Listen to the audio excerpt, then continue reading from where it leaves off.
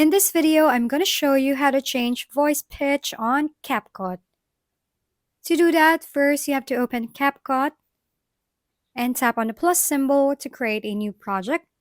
After that, import your video footage containing the audio you want to pitch, or if you have an audio file, that works too. In here, once your footage is selected, tap on Add in the lower right corner. Now listen to the clip to ensure it's the audio you want to modify. Hi, this is just a demo. Please subscribe to my channel. Hi, this is just a demo. Please subscribe to my channel. Next, tap on your video clip in the timeline.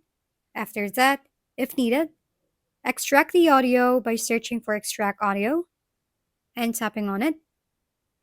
Now tap on the audio track and then tap on the voice effects at the bottom.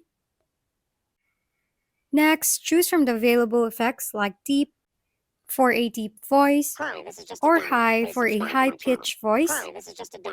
Finally, you can also explore other effects like chipmunk for a unique voice modulation.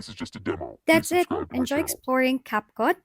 Now you know how to change your voice pitch in Capcut.